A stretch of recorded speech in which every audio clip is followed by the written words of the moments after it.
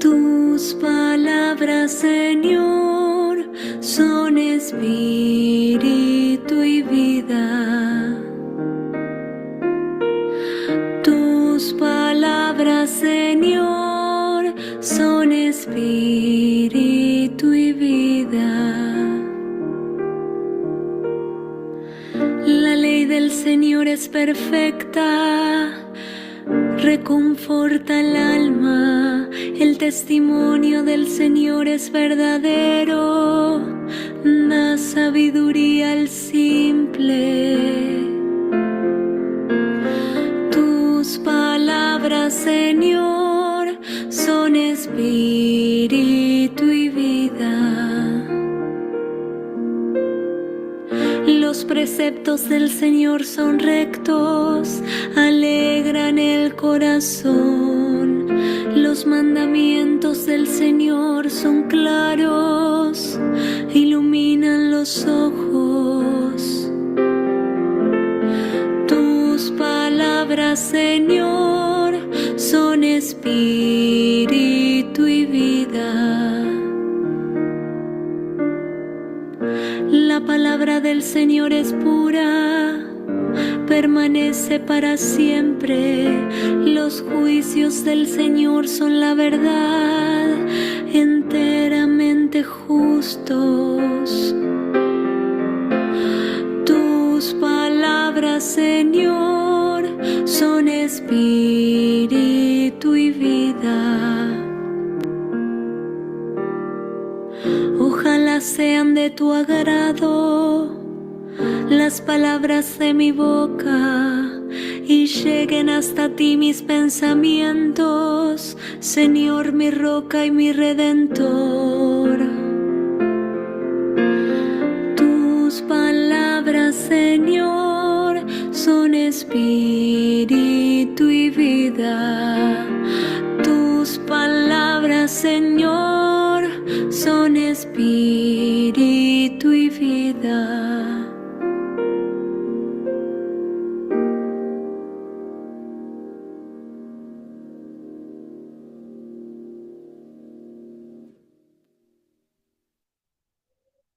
Hola, buenas noches. Qué gusto de que tenemos el privilegio de volvernos a encontrar en nuestro espacio cibernético de estudio bíblico. Hoy día, martes 18 de marzo, vísperas de la celebración de San José, para continuar con nuestro estudio sobre la Pascua del Señor.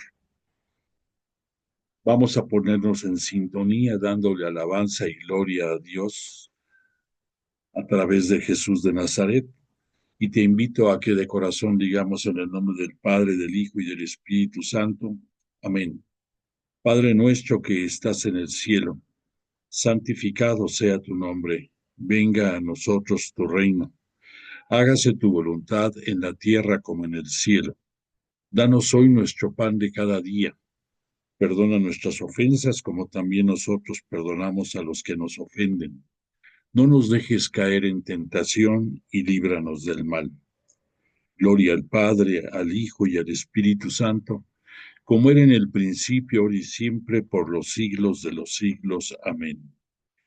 Y pedimos e invocamos al Espíritu Santo, diciendo: oh Espíritu Santo, don de Dios y fuerza de lo alto, fuente de agua brotante de vida eterna, desciende y mora en nuestros corazones. Haznos verdaderos adoradores del Padre. Condúcenos a la plenitud de la verdad y transfórmanos en testigos de Jesús para llevar su nombre hasta los confines de la tierra. Amén. Pues le pedimos a Jesús de Nazaret y a su Espíritu Santo que, como todas las clases, nos tengan la misericordia de estar entre nosotros y nos ayuden a entender el alcance de la palabra de Dios que a través de Jesús de Nazaret conocimos y vivimos todos nosotros, y que nos permita seguir adentrándonos en el conocimiento del misterio pascual, de esa serie de acontecimientos que estamos estudiando con tanto interés. Que así sea. Y nuestra intención particular de esta noche va relacionada con los tristes episodios que estamos viviendo en nuestra lacerada República Mexicana, y concretamente relacionado con los campos de exterminio que se han ido identificando, y el más importante es el del estado de Jalisco, donde tristemente han perdido la vida muchísimos jóvenes, y que el dolor que nos agobia a todos nos parte el alma y nos hace suplicarle a Dios Padre a través de Jesús de Nazaret, en primer lugar, que tenga misericordia por todas las almas de todas las personas que, sin saber quiénes fueron, perdieron la vida en esos lugares. En segundo lugar, que fortalezca a sus familias en este dificilísimo trance de no poder ver por última vez a sus seres queridos. Y en tercer lugar, y posiblemente igual de importante, es que libre a nuestra juventud de caer en el engaño de las falsas promesas de el lavado de cerebro de la cual son víctimas muchos de ellos, de la vida fácil, del espejismo del poder, del dinero, etcétera, tantas y tantas cosas que llegan a conducir a nuestra juventud a esos caminos distorsionados que, como tristemente estamos viendo, la única manera de salir de ahí es con la muerte. Entonces, suplicamos a Dios Padre a través de Jesús de Nazaret, nos conceda que ya termine estos tristes episodios y nos transforme a todos porque lo necesitamos. Que así sea. Bueno, y te quiero comentar que el salmo, el canto inspirado en el Salmo 19 de la nomenclatura hebrea que escuchamos esta noche, se titula Yahvé, Sol de Justicia. Este bello salmo, que es de la autoría musical del director del coro que tenía el rey David, y el texto del pensamiento del propio rey David, nos habla de dos grandes episodios. El primero, conocer que la palabra de Dios es la base de toda la creación. Los primeros versículos de este salmo se remontan a que, como en la antigüedad pensaban que el sol era fuente de justicia y fuente de vida, no lo niega, pero reconoce que la palabra que conocemos desde el Génesis es la creadora de todo el universo y que, como tal, lo que en el antiguo Oriente, antes de conocer la palabra de Dios, antes de poder tener fe en en sus palabras, ahora sí valga la redundancia, pensaban que los astros eran lo que regía la bondad y y la y los beneficios que obtenían para poder vivir. Ya una vez que se conoce la palabra de Dios, es la fe en ella la que nos mueve. Entonces, en este bello cántico, no lo podemos distinguir tan bien como en su escritura de este salmo que te invito a que conozcas, pero que básicamente versa en eso, en reconocer que es la palabra de Dios la creadora de todo, que el sol y toda la creación emana del poder de su creación y que gracias a eso podemos tener vida y que ya posteriormente, conociendo la palabra a través de Jesús, pues se vuelve Él el camino y la puerta para llegar a esa vida eterna. Entonces, benditos nosotros que conocemos la palabra de Dios y suplicamos que vivamos siempre abrazados por fe a ella. Pues, dando continuidad a nuestro estudio sobre la Pascua del Señor, quiero nada más, a manera de resumen, recordar que en la clase anterior estuvimos viendo el tema de el misterio pascual, porque no tiene otro nombre con el cual podamos definir esta serie de acontecimientos que, partiendo de la última cena, lo que nosotros ya estuvimos estudiando bajo el nombre de la Cena del Señor, como ahí, independientemente de que se celebró, de acuerdo a la tradición judía, una cena pascual, ahí es en donde Jesús de Nazaret manifiesta ser hijo de Dios y además, por su bondad y misericordia, cambia la tradición de esa cena e introduce la nueva cena de la nueva alianza. Ya dijimos que en esta última cena de Jesús, lo que conocemos como la cena del Señor, hasta ese momento va a hablar Jesús del término nueva alianza. En todo el tiempo anterior que tenemos a través del Nuevo Testamento, descrito a través de los cuatro evangelistas, no se mencionaba nunca la palabra alianza. Y es en esta cena del Señor en donde a través de del dar inicio,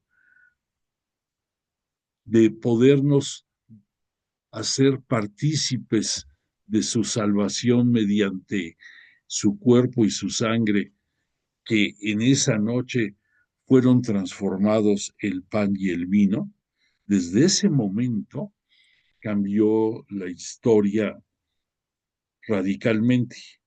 Y ahí nació la nueva alianza entre Jesús y toda la humanidad, no solamente el pueblo judío, como en la primera alianza se signó simbólicamente entre Moisés como intercesor, como intermediario, pero que fue entre el pueblo de Israel y Dios Padre, Yahvé Dios, para ellos. Y ahí, en esa primera alianza, Dios, por su iniciativa, adquirió a perpetuidad al pueblo de Israel, concretamente a los judíos, a los seguidores del judaísmo, como su propiedad privada y particular, y la sostiene hasta el fin de los tiempos. Y ahí la condición que les puso para poder gozar de este privilegio era que solamente a Él, a Yahvé Dios, a Dios Padre para nosotros, le rindieran culto, un culto sobre cualquiera de el ídolo que fuera, o de la creencia, o del astro, o de lo que fuera. Todo procede de la gloria y de la creación de Dios Padre. Nosotros, estudiosos de la Biblia, sabemos que en esa creación participó la Santísima Trinidad, que ahí en el Génesis tenemos pruebas claras de que tanto Jesús como el Espíritu Santo también participaron de esta creación y que con el paso del tiempo, esta primera alianza, gracias a la donación de la vida de Jesús de Nazaret, va a convertirse en el nacimiento de la nueva alianza. Repito, entre Jesús de Nazaret y toda la humanidad, que a través de la expiación de nuestros pecados en la cruz de Nazaret, en la cruz que estuvo sobre el promontorio del Gólgota y en donde entregó hasta la última gota de su sangre, Jesús, por la remisión de nuestros pecados, cambió el sentido de la existencia y dio con claridad y contundencia el nacimiento de la nueva alianza esa noche de la cena del Señor. Te mencioné una palabra que es importante que tengamos claro, expiación. La palabra expiación deriva del concepto de que un tercero abogue por la abolición de los pecados. Puedes tú entenderlo esto un poco mejor porque ya hemos estudiado otros libros y, por ejemplo, en la epístola a los Hebreos veíamos cómo en la antigüedad pensaban que a través de la invocación de un sacerdote y ofreciendo en holocausto un animal, pretendían que eso diera expiación, en primer lugar, de los pecados del oferente, del sacerdote, y en segundo lugar, del pueblo. Nosotros que ya hemos estudiado con más precisión este libro, tenemos la claridad perfecta de saber que eso no es posible y que es solo hasta que Jesús vino a este mundo por designio de Dios Padre a inaugurar los tiempos de la plenitud, en donde gracias a Él y a su misión redentora, Él va a ser la persona entre comillas y entre paréntesis podemos identificarlo como el Cordero Pascual, el Cordero que va a ofrendar su vida para la expiación de nuestros pecados. Y por eso existen en algunas ciudades templos que tienen ese término de templo expiatorio. Esos templos están dedicados para que tú o las personas que acuden a él recemos, vayamos a orar por los pecados de terceras personas.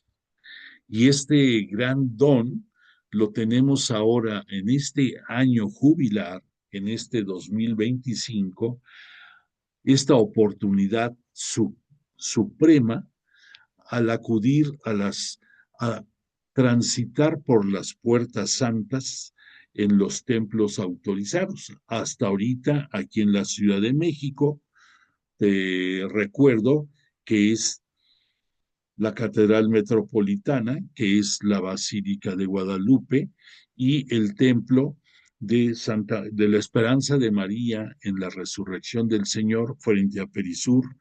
Son los templos en que hasta el momento se han abierto las puertas santas. Va a haber otros templos más, pero ahorita son esos. Y tú, al atravesar esa puerta santa, y claro, cumpliendo con los requisitos para poder tener la gracia de este año jubilar, tú como beneficio puedes aplicar a tu persona o puedes aplicar a el alma de determinado ser que tú, porque ya murió y probablemente se encuentre todavía en el purgatorio, expíes o ayudes a expiar sus culpas. Fíjate qué hermoso detalle. Ese, ese gran misterio que conocemos nosotros por la vida de Jesús, nos lo está poniendo a nuestro alcance. Y líbreme Dios de decir una blasfemia, no nos podemos comparar a Jesús, pero la acción que Él nos vino a enseñar al entregar hasta la última gota de su sangre, te le está transmitiendo a ti en la bondad de que tú puedas expiar por el alma de algún finado, pidiendo por la liberación de su alma del purgatorio y que llegue más rápido al reino celestial. Algo que es precioso en el estudio de la vida de Jesús es que por un lado no hay nada, absolutamente nada, que Él nos pida que no podamos realizarlo. Que gracias a que Él adquirió eh, la, la condición humana igual que nosotros y que es igual a nosotros, excepto en que Él no tiene pecado, jamás tuvo pecado alguno, y que dentro de su misericordia acabó ofrendando su vida por nosotros como el peor de los pecadores, eso lo sabemos y lo agradecemos eternamente. Y que gracias a esa fe, en esa redención que nos ofrece, en esa expiación del pecado, podemos tener la oportunidad, por nuestro libre albedrío, de llegar al reino celestial. Bueno, pues ese comentario que te hago de que no hay nada que Él nos pida, que que Él no haya cumplido. O sea, como humano, comparado al igual que nosotros en toda nuestra inmensidad de grandeza y también en toda nuestra humilde esencia, Él nos pone la muestra y nos invita a seguirlo y a seguirlo bien. Y por otra parte, no hay nada que no podamos entender porque Él con palabra, con obras, con testimonio, con contundencia y dejándonos todavía a través de Jesús de Nazaret y como consecuencia de esto, a través del Espíritu Santo, toda su palabra que nos acompaña hasta el final de los tiempos. Es algo maravilloso y que solamente podemos medio entender adentrándonos a estudiar este misterio pascual. Entonces, estas cuatro segmentos que abarcan el misterio pascual, en la clase pasada estuvimos analizando mucho la trascendencia del lavatorio de los pies y también estuvimos viendo el, pues, el anuncio de la traición de Judas. Y aquí vimos, nada más te recalco algo importantísimo que no podemos perder de vista. En primer lugar, que dentro de ese lavatorio de los pies, que fue el abajamiento máximo de Jesús ante sus apóstoles, incluía a, a este Judas.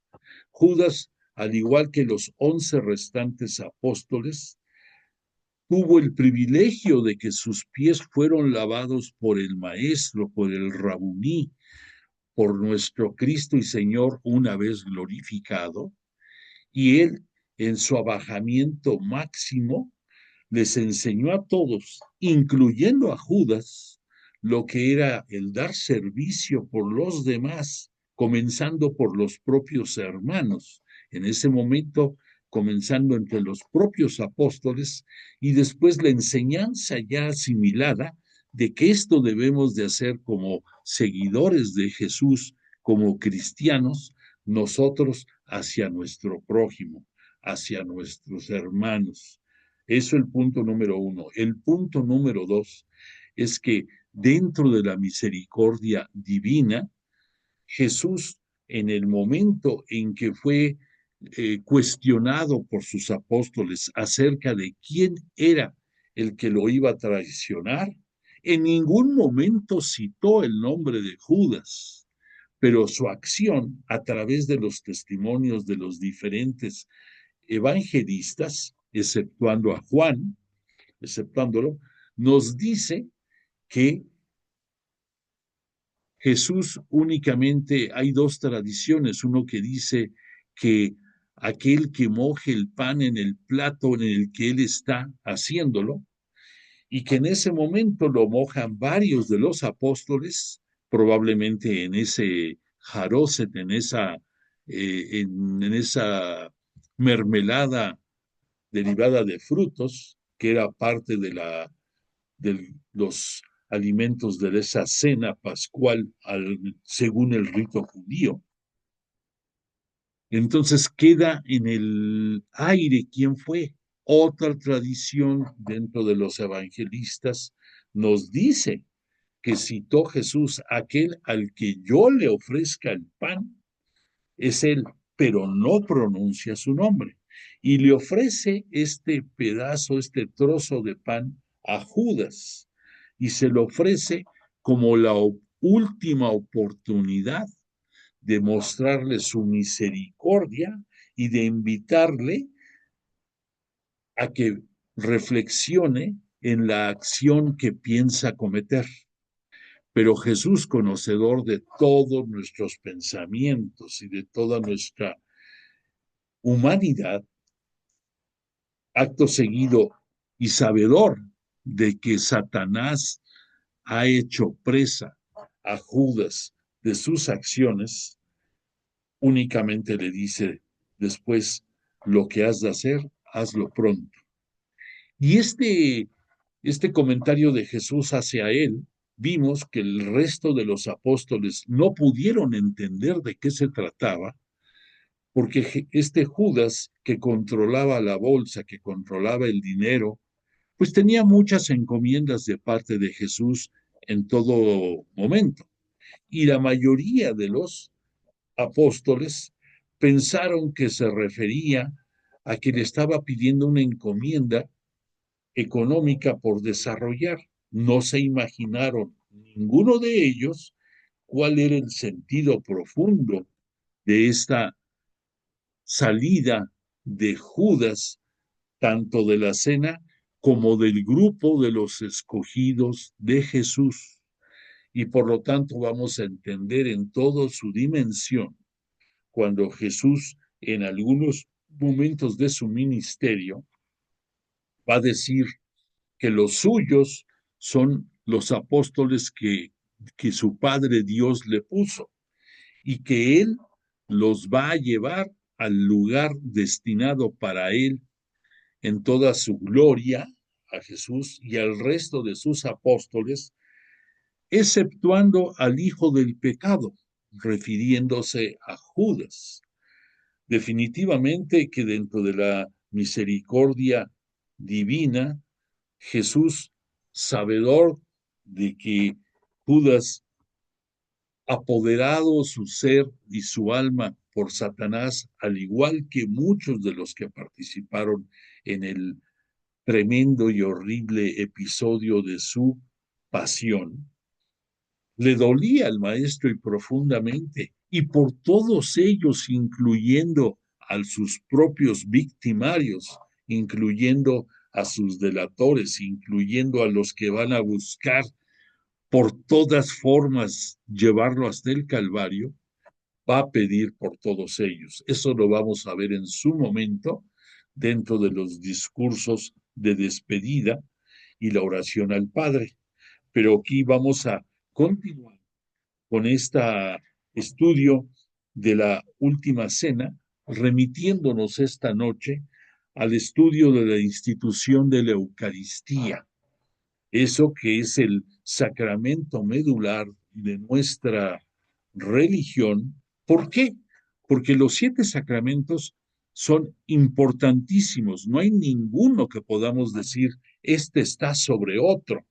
Sin embargo, la grandeza de la institución de la Eucaristía son 2 muy importantes.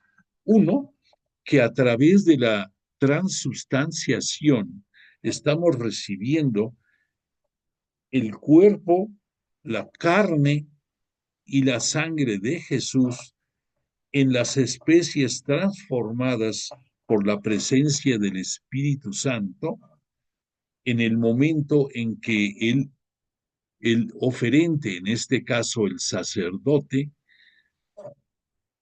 transforma el pan y el vino en el cuerpo y la sangre de Jesús. Punto número 1. El punto número 2 de importancia de este sacramento es que a través de él se adentra en nosotros como verdadero alimento, como verdadera fuerza transformadora, como presencia celestial y divina en nosotros que nos permite seguir adelante dentro de los caminos de misericordia que Jesús mismo nos pide que realicemos para con nuestro prójimo, como Él lo hace con nosotros. Y digo lo hace porque lo sigue haciendo.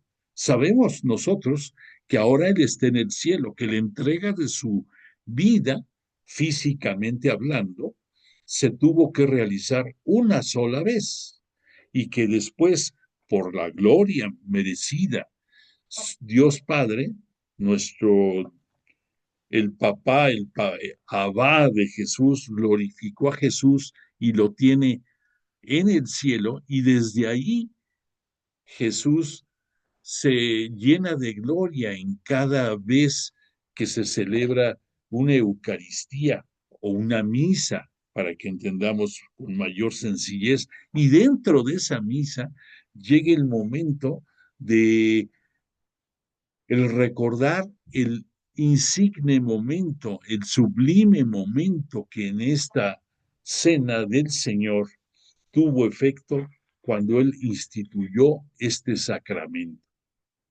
Ahora, ya una vez dicho lo anterior, debemos de entender que los 4 evangelistas lo narran este evento y lo narran con un estilo particular de acuerdo a cómo les indicó el Espíritu Santo que lo hicieran. Pero vamos a ver una similitud de la narrativa entre Marcos y Mateo en la forma en que lo hicieron. Y vamos a distinguir otra tradición completamente diferente en la manera en que nos lo cita Lucas. Y vamos a ver una cuarta forma en la cual Pablo lo citó. Vas a decir tú, bueno, ¿y dónde quedó Juan? Bueno, vamos a reflexionar de que este Juan, como el evangelista que nos lleva a la reflexión teológica sobre los acontecimientos de la vida de Jesús, omite el narrar la institución de la Eucaristía en su evangelio. No la omite porque no le dé importancia. No, tengamos la claridad de que probablemente este Juan, siguiendo la línea trazada por el Espíritu Santo, no se refirió a este momento dentro del ministerio de Jesús, que esa noche termina, ese día 6 de abril probablemente del año 30. Este Juan no se remite a ese momento. ¿Por qué? Porque así como cuando los otros apóstoles se refirieron a la cena y Juan se centró en el lavatorio de los pies, en este caso, Juan no va a narrarnos la institución de la Sagrada Eucaristía. Él se va a referir a los dos discursos de el maestro en los momentos en que comienza su glorificación dentro de su pasión, y también se va a referir en la oración al Padre. Solamente Juan nos los va a narrar estos tres momentos. Y por lo mismo, el orden en que los demás apóstoles, perdóname, en que los demás evangelistas sinópticos nos van a narrar la predicción de las negaciones de Pedro, va a haber un ligero cambio en el orden en que lo cita Juan. A fin de cuentas, nosotros estudiosos de la Biblia sabemos que no importa tanto los detalles, sino el hecho. Y entonces los cuatro evangelistas van a referirse a este sublime acontecimiento. Y algo que es digno de alabarse es la versión que de la última cena nos da San Pablo, el apóstol de los gentiles. ¿Y por qué es importante? Por dos motivos trascendentes. El primero, que nadie como él tuvo la gracia de que en ese momento de su conversión rumbo a Damasco, cuando según la tradición cayó en tierra y quedó cegado de la vista, Jesús se hizo presente con él y lo increpó diciéndole, Saulo, ¿por qué me persigues? O sea, eso fue la apertura, obvio, le dijo dos veces su nombre, Saulo, Saulo. ¿Por qué? Porque sabemos que Jesús y Dios Padre, en momentos en que quieren una comunicación importante con alguien, dos veces le citan su nombre. Si algún día tú escuchas en tus sueños o en tus reflexiones que te llama por tu nombre dos veces, para la oreja, porque te está hablando o Dios Padre o te está hablando Jesús. Bueno, pues entonces es importante saber la magnitud de esa conversión que por lo que podemos apreciar y nadie más en este mundo transformó tan radicalmente Jesús como a Pablo, porque de, de ser un perseguidor de la iglesia cristiana pasa a ser el apóstol de los gentiles y como nadie a llevar la palabra de Jesús hasta los confines de la tierra. En aquellos tiempos, los confines de la tierra conocidos eran primordialmente Roma y hacia el oeste España misma. lugares en los que Pablo llegó con la palabra de Jesús, con la palabra de Dios, a través de las enseñanzas de Jesús.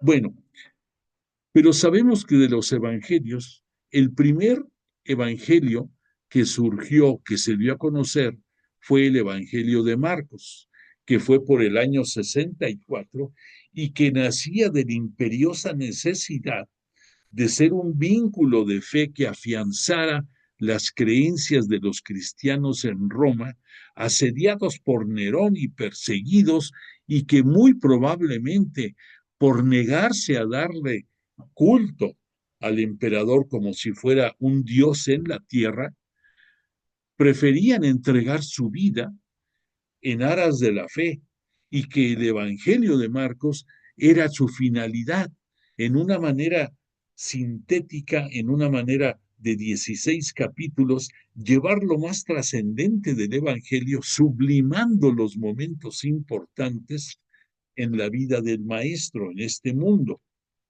Pero esa era la esencia y la finalidad de este Evangelio de Marcos. Por lo tanto, no le podemos pedir la, el, las características del de Mateo, que era más extenso, que eran mucho más grande, o la espiritualidad del de Lucas, y mucho menos la teología del de Juan. Pero este Marcos, influenciado por el Espíritu Santo también, siguió la línea que tenía que seguir y cumplir su cometido entre la comunidad a la que iba destinado. Bueno, pero estamos hablando de la importancia de Pablo. ¿Por qué? Porque en el año 54, este Pablo eh, generó su epístola a los Corintios. Recordemos, porque ya la estudiamos, es la primera epístola y la segunda epístola a los Corintios. Esto es en el año 54, que previo a esto, en el año 51, escribió su primera epístola, sus primera, que esa fue destinada a los tesalonicenses, pero es en la epístola a los Corintios en donde Pablo también nos cita la institución de la Sagrada Eucaristía, eh, hecha por Jesús en el momento de la cena del Señor, de la última cena, la víspera de cuando entregó su vida por la remisión de nuestros pecados. Entonces, esa narración de Pablo se convirtió en el primer testimonio escrito acerca de la institución de la Eucaristía. Entonces hay que darle la relevancia de vida, porque después de que lo hizo este Pablo en el año 54, tuvieron que pasar 10 años para que ya a través del Evangelio de Marcos se diera a conocer a la comunidad cristiana.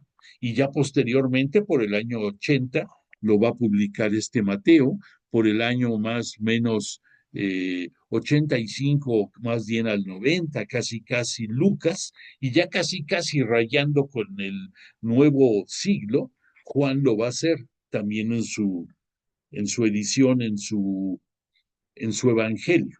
Bueno, entonces, dicho lo anterior, te quiero decir que estos textos, en el caso de Marcos y de Mateo, tienen mucha similitud. No me voy a meter a hablar todo lo que dice cada uno porque no acabaríamos, pero te quiero dar una clave, una clave importante, que esta narrativa de los textos, tanto de Marcos y de Mateo, vienen, y en realidad para todos los evangelios, vienen de un texto profético. Tenemos que tener claridad de que decimos que el Antiguo Testamento es en gran parte todo lo que se dijo sobre la personalidad y sobre el advenimiento futuro del Mesías a este mundo. Digámoslo más claramente, de cuando por designio divino Dios Padre envió a su Hijo a través de la acción del Espíritu Santo y gracias a la fidelidad y entrega de la siempre Virgen María, Desde ese momento de su encarnación, ahí se vino a dar cumplimiento de gran parte de todo lo escrito en el Antiguo Testamento y que básicamente en los últimos 500 o 700 años antes de Cristo, a través de lo que profetas, comenzando por Isaías, más o menos por el año 750, fueron ya definiendo y haciéndonos ver el inminente arribo del Mesías a este mundo. Bueno, pues dentro de estos profetas, uno de ellos es Jeremías. Y Jeremías, concretamente, en su 31, voy a citarte lo que a partir de su versículo 31. Escucha bien, en este versículo 31 y siguientes nos va a hablar este Jeremías de la nueva alianza. Fíjate, la nueva alianza. Aquí ya viene perfilado. Y dice Jeremías, van a llegar días, oráculo de Yahvé. La palabra oráculo significa palabra.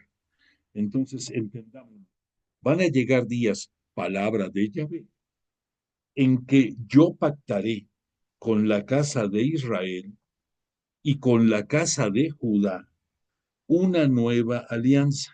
Aquí ya este Jeremías nos está hablando de que una vez fraccionado el reino de Israel en el reino del norte y en el reino del sur, el reino del norte, su capital es Samaria, el reino del sur, que es el de Judá, su capital es Jerusalén. Entonces aquí nos cita que va a pactar con ambos reinos. Dice, te repito, van a llegar días, oráculo de Yahvé, en que yo pactaré con la casa de Israel una nueva alianza, no como la alianza que pacté con sus padres. Aquí se está refiriendo a la época de Moisés, cuando los tomé de la mano para sacarlos de Egipto, pues ellos rompieron mi alianza y yo hice estrago en ellos. Nos queda aquí claro, aquí el profeta nos está diciendo, yo, Yahvé, Dios, yo, Dios Padre, a través de la intermediación de Moisés, hice una alianza con el pueblo y el pueblo me falló. ¿Por qué? Porque cayeron en la idolatría, cayeron en lo que les prohibió Dios Padre, que les pidió a mí y solo a mí me daréis culto. Entonces, al caer, entonces aquí se refiere el profeta en decir, ellos rompieron mi alianza y yo hice estrago en ellos. ¿Por qué? Porque permitió que las fuerzas poderosas los invadieran, los sometieran, los llevaran al destierro, les hicieran pagar con sangre, sudor y lágrimas, como ahora sí, el apartarse de lo que Dios les había pedido. Ahora será la alianza que yo pacte con la casa de Israel después de aquellos días de la primera alianza. Pondré mi ley en su interior y sobre sus corazones la escribiré, y yo seré su Dios y ellos serán mi pueblo. Bellísimo esto, porque aquí nos está diciendo el profeta que la ley de Moisés, la Torá para los judíos, su ley que los rige, porque lo sigue haciendo con los judíos en la actualidad, va, va a ser una serie enorme de preceptos, además de los 10 mandamientos, que los obliga a respetar y a cubrir, y que faltan horas para cubrir todo lo que les pide y demanda. Son más de 300 preceptos. Y entonces estaban en libros y ellos tenían que respetarlos. Aquí el gran cambio que dice, que cita el profeta, es que Yahvé Dios dice, la ley estará en su interior en tu ser, en tu reflexión, en tu pensar, en tu corazón. Y sobre los corazones los escribiré. Yo seré su Dios y ellos serán mi pueblo. ¿Qué fue el gran cambio que Jesús, siguiendo la voluntad del Padre, nos vino a enseñar? El que ese corazón de piedra se convirtiera en un corazón de carne.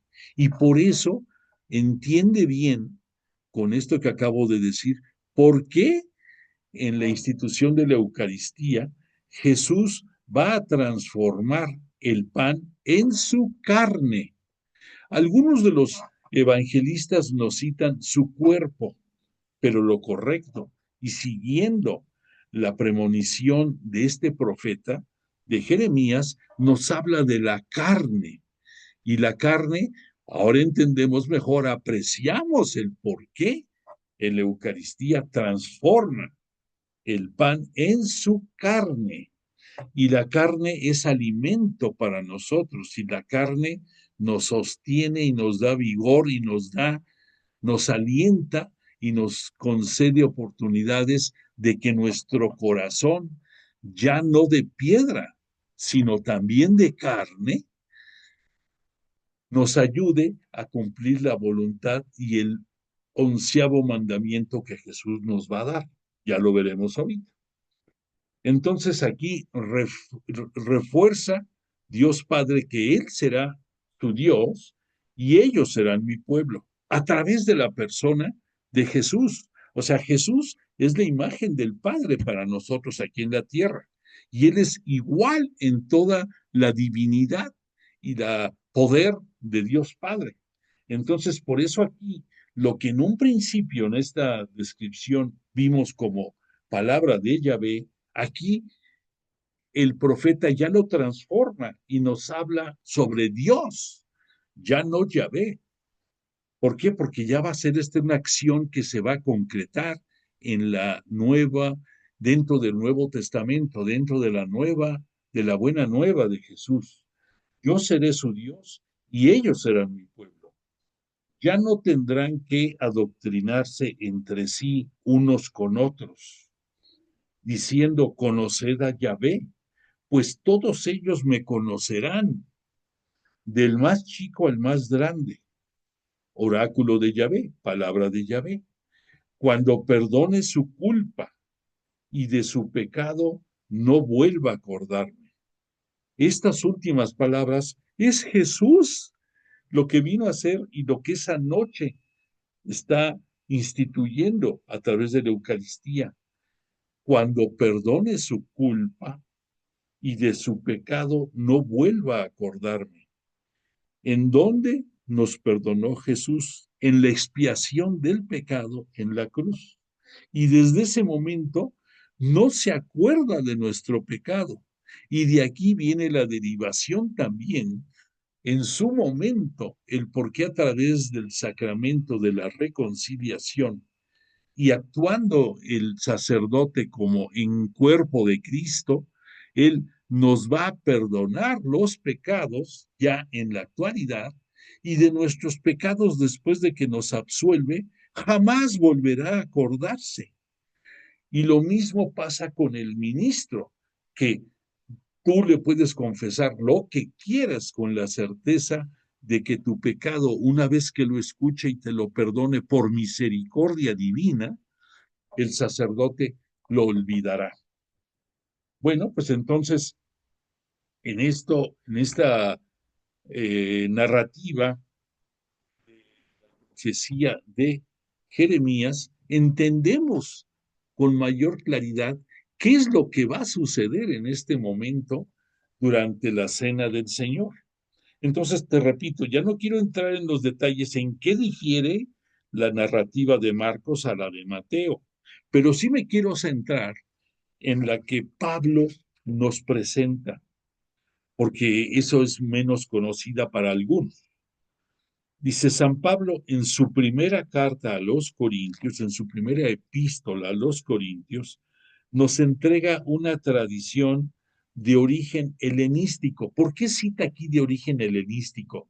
Porque la forma en que redactaron Marcos y Mateo tiene su origen en la tradición judaica y por esa razón ellos, disculpa que nada más te cite, ambos nos dicen que en la institución de la Eucaristía Jesús pronunció: tomad, comed, este es mi cuerpo, porque esto viene de la tradición judía, pero de la tradición cristiana y de la influencia de Grecia dentro de toda la narrativa de los escritos, de la traducción de la Biblia al griego, entonces se ocupan muchos conceptos de procedencia griega, de procedencia helenística, y probablemente esto surgió en la iglesia de Antioquía, esa comunidad religiosa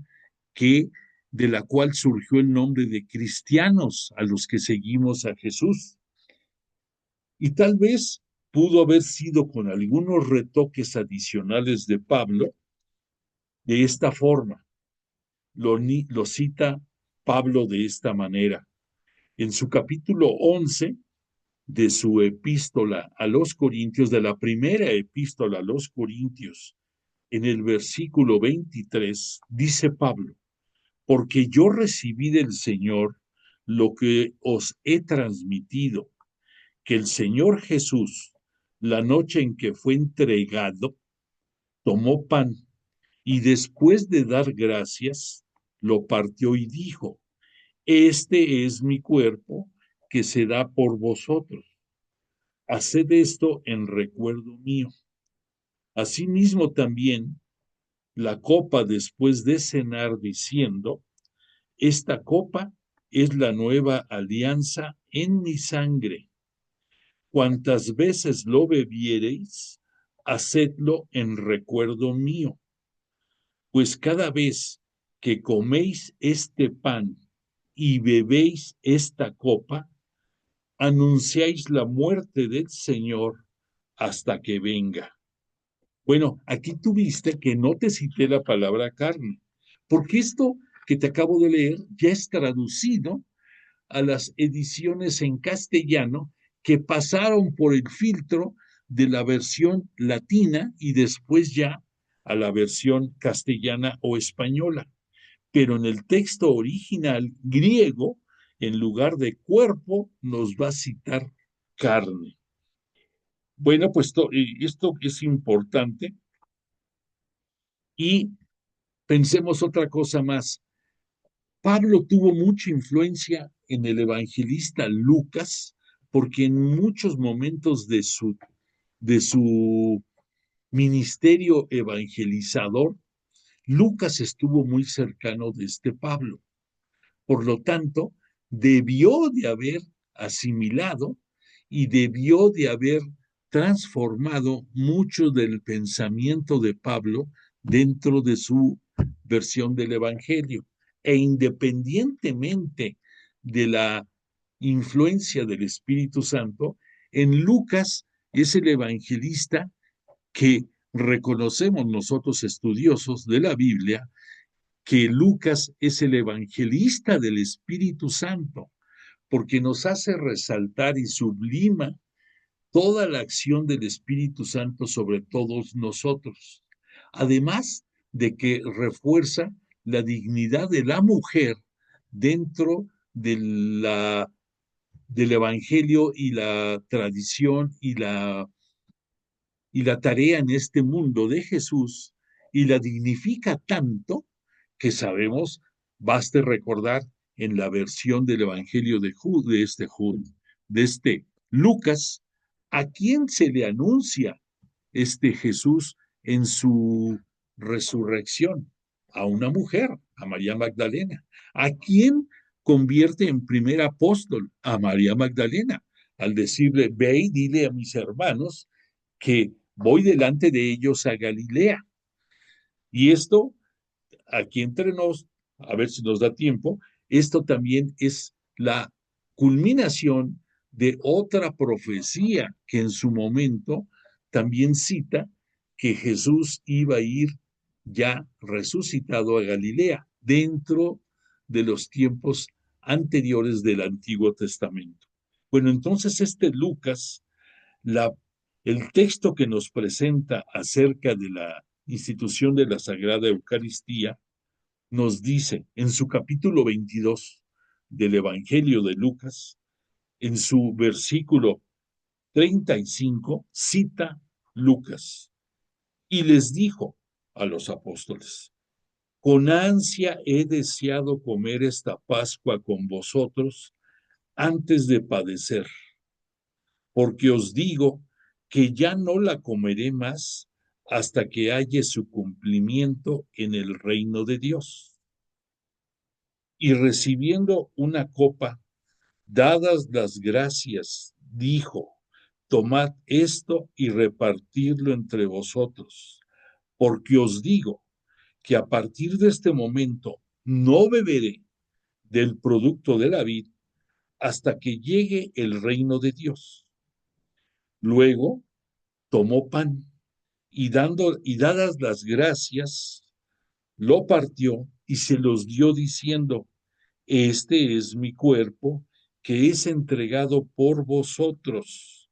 Haced esto en recuerdo mío. Fíjate, hoy te vamos a precisar algunas cosas más, pero déjame terminar como cierra Lucas. De igual modo, después de cenar, la copa, diciendo: esta copa es la nueva alianza en mi sangre, que es derramada por vosotros. Puntos importantísimos para que entendamos más la trascendencia de este momento.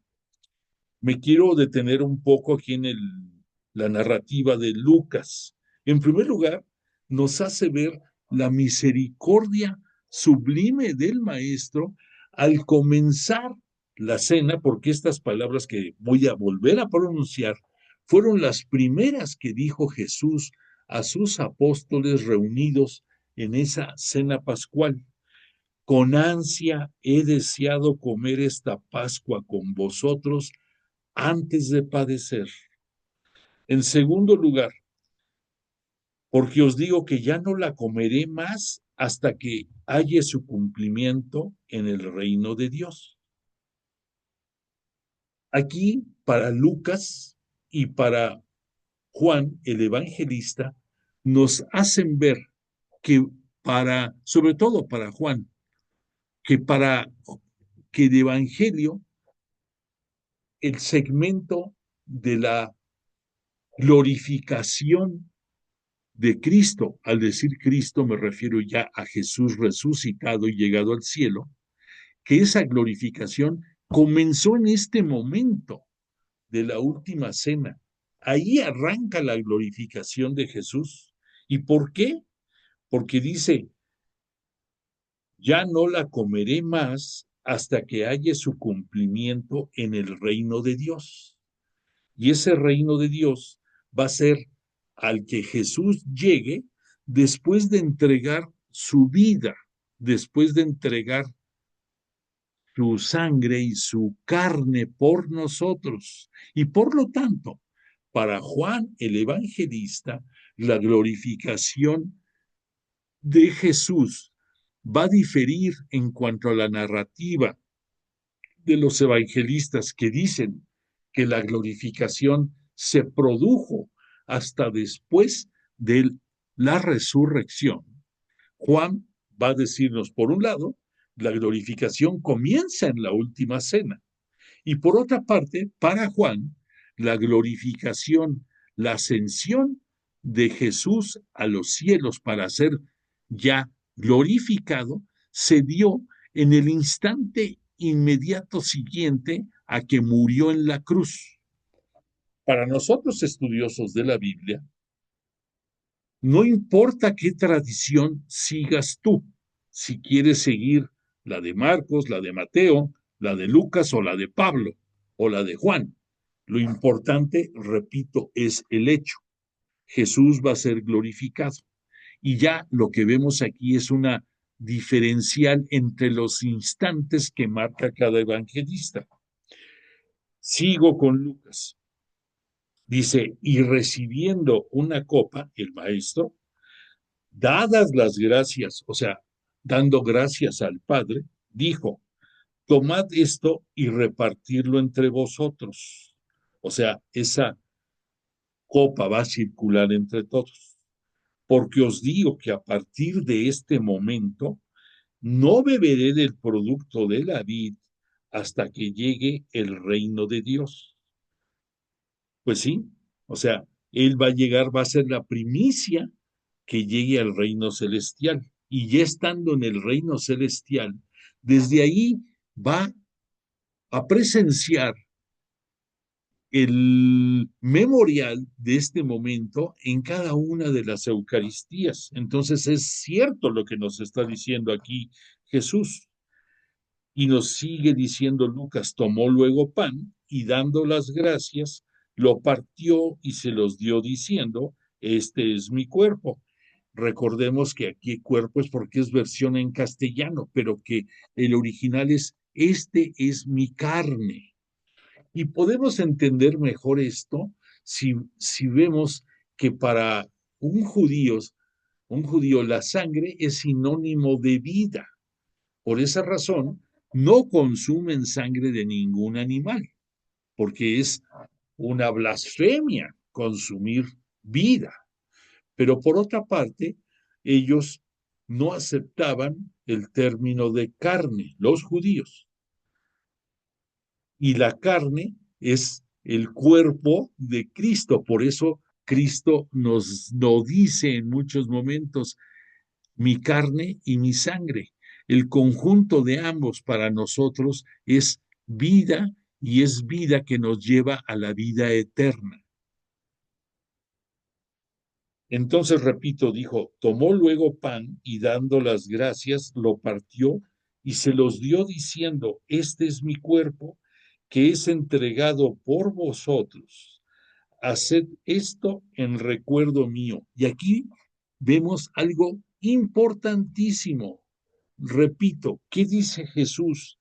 Este es mi cuerpo que es entregado por vosotros. Aquí Jesús está entregando su cuerpo por todos nosotros. Es la expiación del pecado. Y no digo de los pecados con ese, sino del pecado como una denominación que engloba todos los pecados que todos los integrantes del nuevo pueblo de Israel tenemos en nuestra vida, porque todos somos pecadores, unos en mayor grado que otros, pero todos somos pecadores. Entonces, por ti, por mí, por todos el resto del pueblo, del nuevo pueblo de Israel, Jesús entrega su carne, entrega su cuerpo. Pero después, como cierra, también es importante, dice, de igual modo, después de cenar, tomó la copa y dijo, esta copa es la nueva alianza, es la nueva alianza con el nuevo pueblo de Israel, en mi sangre. O sea, y sabemos, en la sangre de Jesús es en la vida de Jesús que es derramada por vosotros. O sea, también por todos nosotros, representados en sus apóstoles, en esa última cena, en esa cena del Señor. Jesús está entregando tanto su carne como su sangre, que ambos son la esencia de la vida y la esencia de la misericordia, la esencia de ese corazón que Jesús nos transformó de ser un corazón de piedra a ser un corazón de carne, un corazón que aglutina sentimientos, un corazón que nos hace distintos. Y por eso con justicia en los textos vimos que decía Jeremías, esa ley que grabaré en su corazón. O sea, tú no necesitas tener al lado los 10 mandamientos, el decálogo que recibió Moisés y que dio a conocer al pueblo elegido de Israel, para saber lo que tienes que hacer. Tú sabes perfectamente que dos son los mandamientos medulares que marcan el resto de los demás mandamientos. Uno, el dar culto a Dios sobre todas las cosas. Y todos los demás 9 restantes son advertencias de que no caigas en la tentación satánica de tener acciones que te lleven a pecar en contra de Dios. Pero en esencia, el darle culto a Dios y el amar a tu prójimo como Jesús te ama es la esencia de ese corazón transformado y de esa ley que tenemos ya grabada en el corazón por la misericordia de Jesús. Bueno, la palabra con la que comenzó la última cena, esa de que con ansia he deseado comer esta Pascua con vosotros antes de padecer, es la despedida, el inicio de la despedida de Jesús, que espera un vino nuevo y que lo está transformando de un vino de uva a su sangre y que la va a beber con todos nosotros cuando lleguemos al reino de los cielos. ¿Se entiende la trascendencia de esto? Es la invitación a que siguiéndolo a Él, nos espera en el cielo para que junto con Él volvamos a beber de esa copa que Él mencionó que dentro de sus ansias de vivir esa Pascua con sus apóstoles, antes de padecer, nos incluye también a nosotros. Por eso podemos señalar algunos puntos medulares. Jesús tiene claridad de lo que viene, su pasión. Jesús conoce profundamente también a sus apóstoles y por eso cuando llegue el momento próximo de Pedro, Jesús, sabedor de lo que tiene el pensamiento de Pedro, vamos a entenderlo mejor. Jesús va a orar por Pedro, por todos sus apóstoles, para que no desfallezcan en el episodio que van a tener que vivir. Hasta eso llega su misericordia, en pedirle al Padre que no desfallezcan en la tribulación sus apóstoles, que puedan entender su misión y que como sucesores de él puedan dar vida a todo el resto de la humanidad por la petición que les va a dejar antes de su ascensión a los cielos, de bautizar en el nombre del Padre, del Hijo y del Espíritu Santo, y de llevar su palabra hasta los confines de la tierra. Por eso la institución de la Eucaristía en Lucas nos transmite propiamente un recuerdo de una institución eucarístico con detalles tomados de la tradición de Pablo. Ya te dije esa liga que hay. Con esa reconstrucción teológica a partir de Marcos y Pablo, Lucas ha querido presentar un díptico, una conjunción de dos sabidurías sabiamente balanceadas, la de Marcos y la de Mateo, y él las va a transformar y tomando de lo que Pablo dice y siguiendo al Espíritu Santo nos va a dar una versión única en este Lucas. Entonces este Lucas, siguiendo la tradición de la Pascua judía, sigue y da surgimiento, nos explica la Pascua cristiana. Recordemos que la Pascua para los judíos era el significado de atravesar el, el mar, el mar rojo, atravesar ese mar que les permitió pasar de la opresión de Egipto a poder continuar en el éxodo para llegar a la tierra prometida. Para nosotros, la Pascua cristiana significa el paso de la vida a la muerte. Para Jesús de Nazaret, la Pascua significa pasar de la vida terrestre a la vida celestial.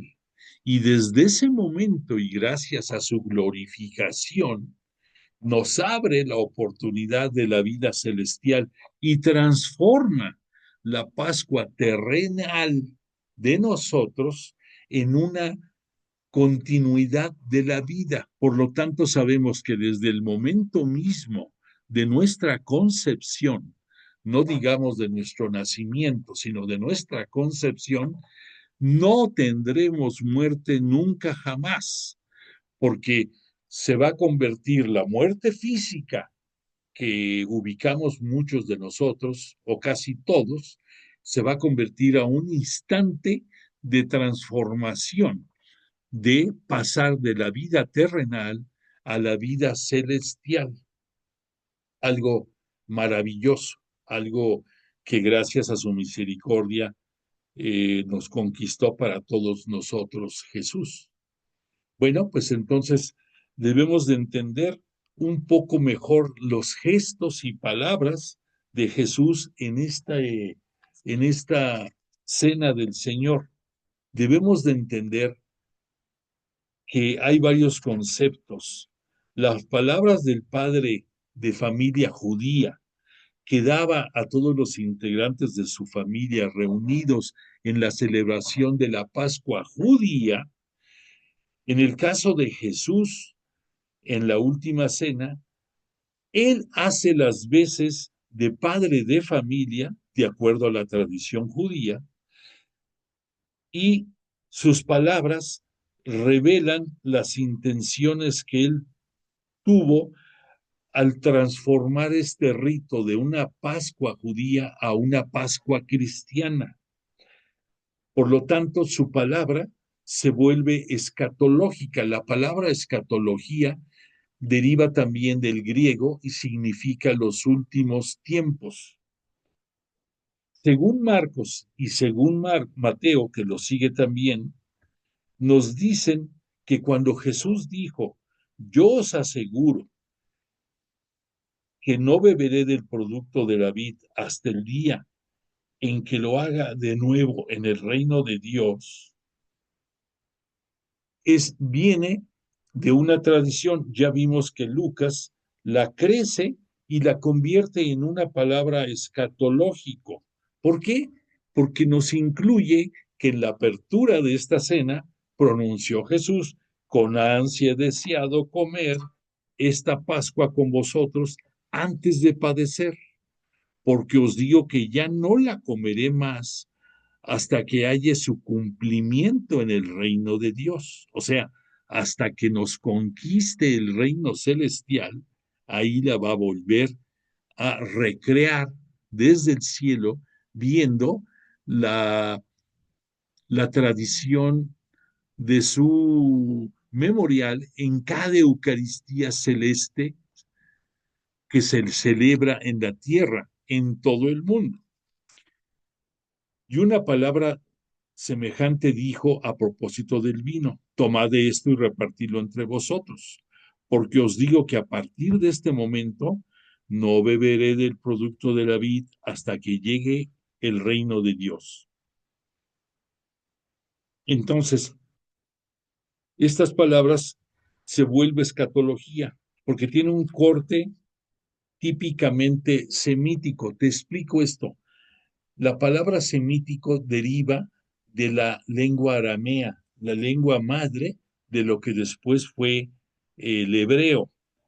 Entonces, dentro del sentido semítico, ahí se entiende más el sentido fundamental y profundo que va a tener este rito nuevo que Jesús va a realizar. Jesús es consciente de su pasión y muerte que son inminentes y quiere ardientemente celebrar esta Pascua antes de que todos los acontecimientos sucedan. Este ambiente de dolor y de sacrificio en que se desenvolvió la última cena fue percibido desde un principio por los primeros cristianos y lo encontramos consignado explícitamente en las expresiones del relato de Pablo. ¿Qué dijo Pablo, entre otros puntos, en esa epístola primera a los Corintios. El Señor Jesús, la noche en que fue entregado, una de las expresiones, y otra, y cada vez que coméis este pan y bebéis esta copa, anunciáis la muerte del Señor hasta que venga, o sea, hasta que sea la parucía. Esta atmósfera de sacrificio aparecerá con mayor evidencia al apreciar los elementos simbólicos del pan y el vino que Jesús tomó para significar la realidad de su inmolación. Después, otro gesto que tenemos que ver dentro de la narrativa brillante que el Padre Salvador Carrillo Alday nos da es que cuando Jesús sobre el pan coincide con la bendición que el padre de la familia judía recitaba sobre el pan ácimo antes de la manducación, de la ingesta del Cordero Pascual, pero la palabra de manducación es el término correcto dentro del judaísmo, manducación. Jesús toma el pan y pronuncia la bendición. Esta bendición es un acto de acción de gracias a Dios. Y según el uso judío, pudo haber sido que Jesús pronunció siguiendo la costumbre judía. Bendito seas, Señor Dios nuestro, Rey del universo, que nos has dado este pan, fruto de la tierra. Pablo y Lucas, en lugar del verbo bendecir, emplean el dar gracias. Marcos y Mateo emplean a propósito de la copa esta misma expresión de la copa de vino. Y de aquí se originó el nombre de Eucaristía, dado a este sacramento. De ahí surge de esta forma de dar gracias de Jesús al Padre, de ahí viene como consecuencia esta denominación de Eucaristía, la acción de agradecer a Dios. Después de la bendición, Jesús rompe el pan para dárselo a sus discípulos. Este pan roto es todo un símbolo, cuyo significado es revelado por las palabras de interpretación del propio Jesús. Tomad, esta es mi cuerpo. Mateo agrega, comed. Pablo añade, por vosotros. Y Lucas completa la idea, que es entregado por vosotros. Estas adiciones de cada uno de los evangelistas y de Pablo nos hacen ver que la palabra sobre el pan roto, significa que Jesús entrega su propio cuerpo como sacrificio en favor de los hombres. Es útil notar que Juan, el evangelista, en su catequesis eucarística, escribe, y el pan que yo daré es mi carne por la vida del mundo. Esto es lo que dice Juan en su narración, en su evangelio, acerca del cuerpo de Cristo. Repito, y el pan que yo daré es mi carne por la vida del mundo. Esto está asentado en el capítulo 6, versículo 51 del Evangelio de Juan. Al identificar el nuevo pan, no como el cuerpo, sino como la carne de Jesús, Juan nos entrega tal vez la fórmula semita, o sea, la fórmula original que debió de emplear Jesús en la institución, ya que la fórmula, este es mi cuerpo, es más bien de influencia griega. En ambos casos, la significación profunda es la misma. Jesús entrega todo él a Dios como sacrificio a favor del mundo. Y vamos a ver si nos da, no, ya es mucho, no nos va a dar tiempo de ver otro gesto de, de esta última cena, de la cena del Señor. Bueno, déjame decirte aquí nada más que dentro de estos momentos que se van a desarrollar en esta cena, me voy a brincar para poder dar un poquito, para aprovechar el tiempo, cómo cierra la celebración eucarística Jesús. Dice, la orden, haced esto en memoria mía. La orden de repetir los gestos y las palabras de Jesús en la última cena solo las encontramos en Pablo y en Lucas. La ausencia en Marcos y Mateo no es un problema insuperable. Hasta pensar que una rúbrica, un final, en ocasiones no se lee, simplemente se ejecuta. Pablo y tras él Lucas nos han transmitido, junto con los gestos y palabras de Jesús, la orden de repetir este rito propio del Maestro, propio de nuestro Rabuní, propio de nuestro Mesías y Señor. Si nuestros primeros hermanos en la fe repitieron lo que Jesús hizo, fue porque el mismo Jesús debió insinuárselos, y ellos comprendieron que esta repetición era no un simple recuerdo mediante un banquete de un amigo desaparecido, sino la actualización de un gesto sagrado por el cual el sacrificio del Maestro, siempre vivo, se hace presente bajo el pan y el vino. En el libro de los Hechos de los Apóstoles se testifica que la comunidad cristiana desde sus orígenes, hablamos a partir después de la muerte de Jesús, se reunió para celebrar en memoria de Jesús la fracción del pan. Desde sus inicios sabemos que las primeras comunidades cristianas católicas se reunían con la finalidad de celebrar la fracción del pan, de compartir los alimentos, de tener oraciones e himnos de alabanza hacia Cristo Jesús y hacia Dios, y también para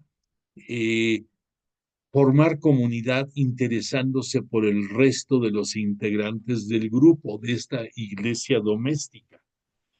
Por lo tanto, todo esto nos debe de llevar a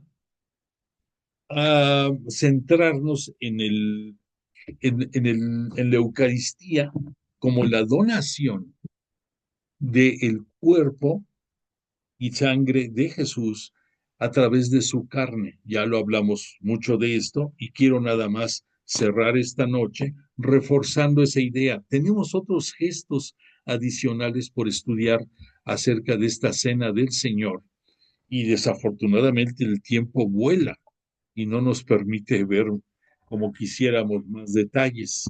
Pero es importantísimo que los estamos asimilando, los estamos reflexionando y disfrutando plenamente.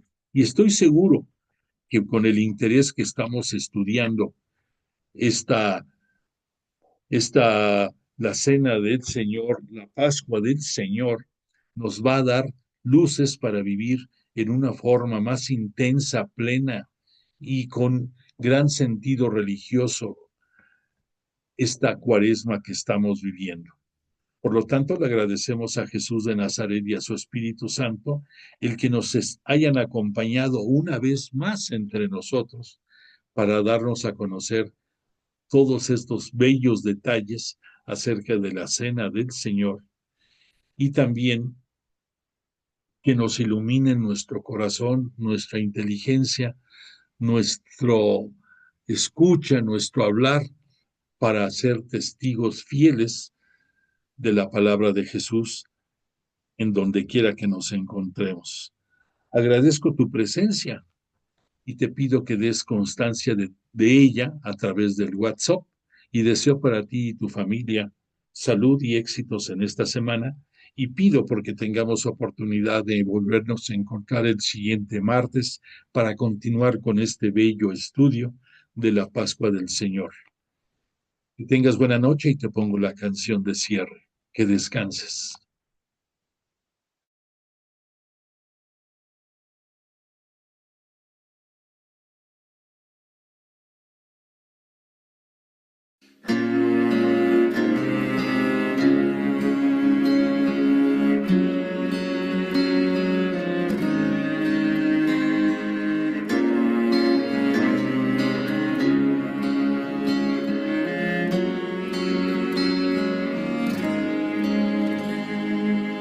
Ya confesé mi fe ante ti, hoy me revelas el camino que elegí, que es renunciar a todo lo que un día fui, cargar mi cruz y seguirte hasta el fin. Y en esta vida junto a ti me enseñas que no solo se trata de mí, me invitas a que abra el corazón para mirar al otro y ver en su interior lo que lo hace sufrir, lo que hiere su sentir, lo que le quita la paz, lo que no puede cargar. Y tú me dices, anímate a salir de ti, a morir a ti, oh, anímate a cargar tu cruz, ven y sígueme, oh, anímate a perderte en mí una y otra vez, oh, anímate a que tu vida sea respuesta de amor.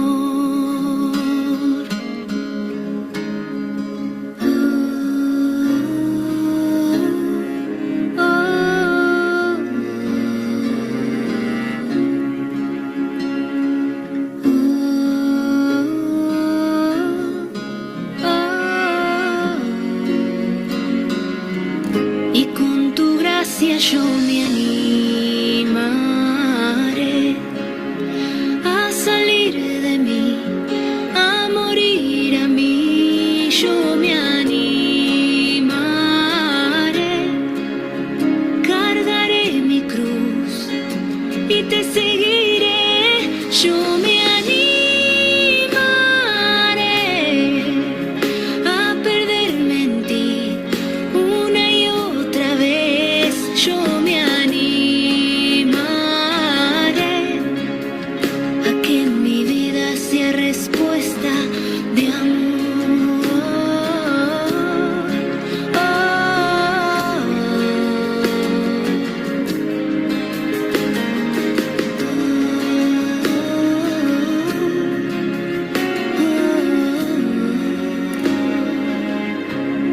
Yo quiero que mi vida sea respuesta de amor.